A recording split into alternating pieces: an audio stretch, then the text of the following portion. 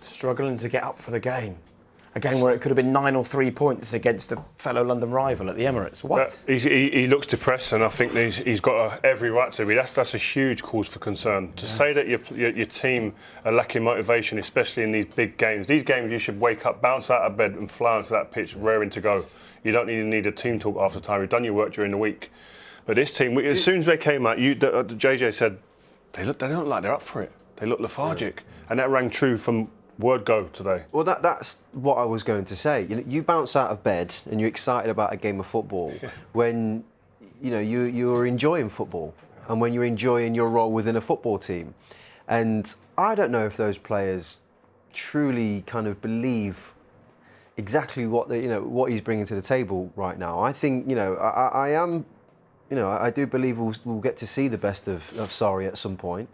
But right now, I think he's struggling to convince not only the fans, but I think there's a few players on that pitch that think it can be done in a better way. And that's why you get one or two maybe that kind of go, well, what's the point? Well, what's the point of making that run if it's not going to come? What's the point of why isn't he playing there? That's all it takes. And in a split second, you're too late and it gets a bit sloppy and you're not that sharp when you go onto the pitch. And that's just what it looked like to me. He's a worried man, isn't he? And he's taken a long time to come out of that dressing room. He's gone out of the way to bring an interpreter in because he fully wants to explain himself because he's embarrassed by the performance. And he could see it coming. He couldn't get a reaction from the group. He's been talking about them being complacent in games and managing games but not killing teams off, that killer instinct. And that comes from the manager, from motivation. We know it's a difficult group to point the finger at these players. It's been a group of players that have been with a succession of different managers. And essentially, we talked before the game about it's the same group, except for Costa's no longer a part of the team. So what's the difference? It's almost as if that you have to impress the players when you go in there as the manager. And you can be the one that's on trial. And he's allowing that to happen. I don't know what was said in that dressing room, but he's got to switch it back now to the players and make them aware of their performances. It's down to the players. He gives them direction. Everybody wants to blame him and say, well, look, why is Kante not playing in position? Why is there not a centre forward? He is giving excuses to the players, but they were not up for this game today. This is a North London derby game against West London team from Chelsea. You've got to be up for it, and it just wasn't there today, and that's alarmed him more than anything else. I don't know.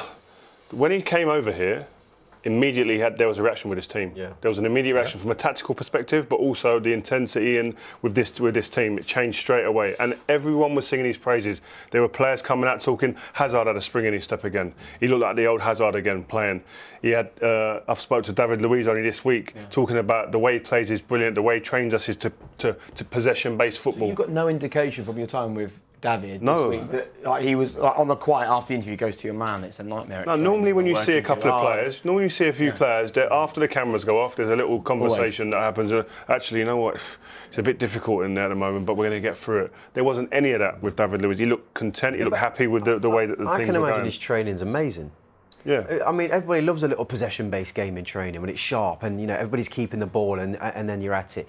But that is not transforming into goals or chances or So is it? But it goes back to the point of a number 9. I think not any player on that team looked confident in passing the ball forward into the centre forward area. Until Giroud come on, they didn't really play the ball into the forward area. So you're taking an important, effective pass out of your team from word go without having someone up front. Lack of flexibility.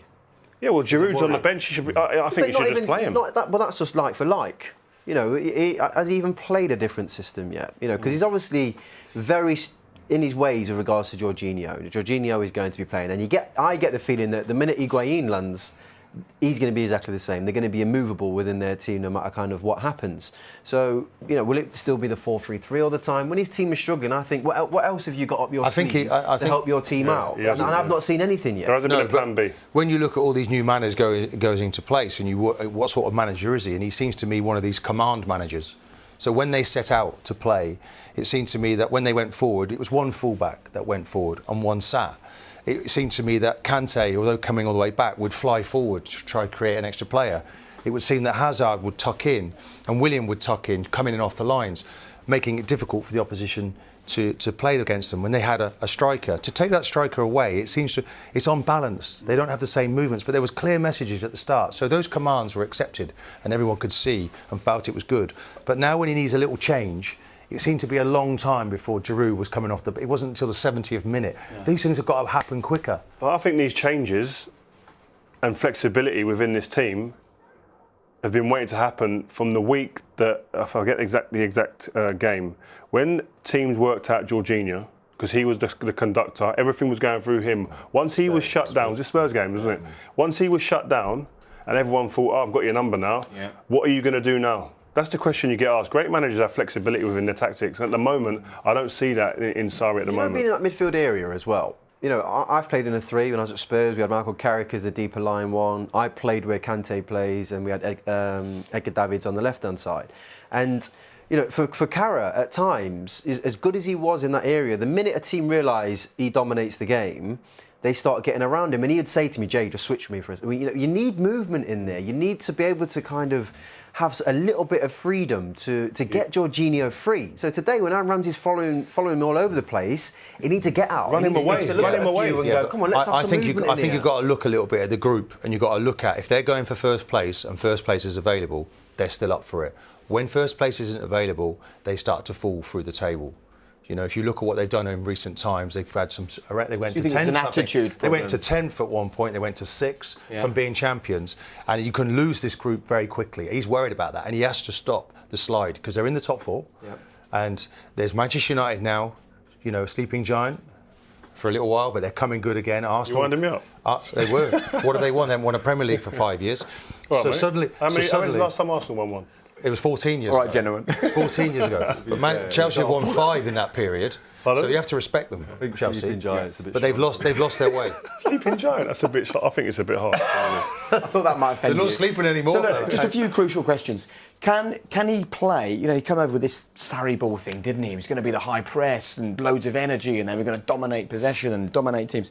Can he do that with this current set of players, or do we now need to see, after 6 months, Chelsea go into the transfer window? We know that Higuain may well be on his way. That might solve a big problem up front. No, I think they showed signs in the early part of the season. I think a lot of us have watched games live as well, here with BT. And we were like, wow, this is impressive. He's put this in place. He's got his philosophy right on with these guys at the moment. The training must be bang on every day. But then again, you need that flexibility. You need a plan B, and I'm yet to see that with this Chelsea team.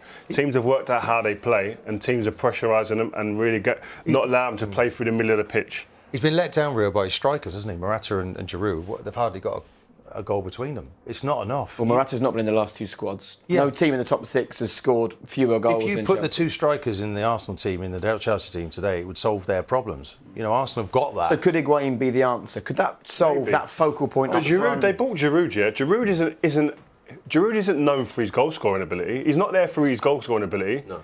He's there for his effect. He's effective. He can pin 2 defenders. He can take care of 2 defenders, and then players can play off him. What was Hazard saying when he first come here? He was playing into him, running off him, because he knew once I play it into Giroud, I'm getting it back. He knows what he's getting. That's a platform to play from. Yeah. I think the final question really is about Sarri. To come out just now and call out his players' attitude for a game as big as this, that shows how desperate he is. He's right, and how worried he is, doesn't it? Yeah, it is. He's a worried man. That's the worrying thing watching it. If you're a Chelsea fan, where they almost look like Arsenal did. You know, at times when they've been poor over the last few years, when they're not at boiling point, they're not street fighters, and he's got to get that back quickly. Okay, low.